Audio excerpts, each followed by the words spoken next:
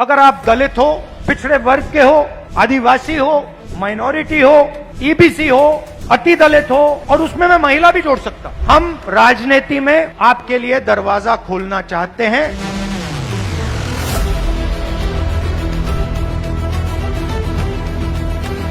सामाजिक न्याय का सबसे बड़ा क्रांतिकारी कदम आप जानते हो? जाति जनगणना हमारे लिए पॉलिसी फ्रेमवर्क है। जाति जनगणना के एकदम बाद आपको एक बात पता लग जाएगी कि हिंदुस्तान का 90% धन 1% लोगों के हाथों में है। फिर सबको पता लग जाएगा भैया हिंदुस्तान में भागीदारी किसकी कितनी हो रही है। उसके बाद सच्ची राजनीति शुरू होगी।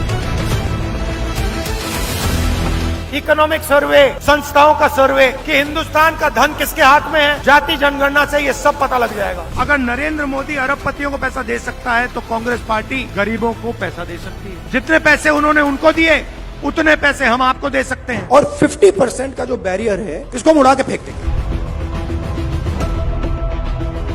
हुनर की इज्जत है ही नहीं। जो काम करना जानता है उसकी इज्जत है ही नहीं। 90% लोग सिस्टम के बाहर बैठे हुए हैं। हुनर उनके हाथ में है, स्किल उनके हाथ में है, ज्ञान उनके हाथ में है, उनका कोई कनेक्शन ही नहीं है। मैं इस बात को एक्सेप्ट नहीं कर सकता। मैं इस बात को एक्सेप्ट करने को तैयार नहीं हूं कि हिंदुस्तान में ऐसे लोग हैं जिनके पास हुनर है, एक्सपीरियंस है, समझ है, मगर रिस्पेक्ट नहीं। हिंदुस्तान की जो आत्मा है 90% जिसको मैं कहता हूं, उनको इस देश में शामिल करने की औजार है।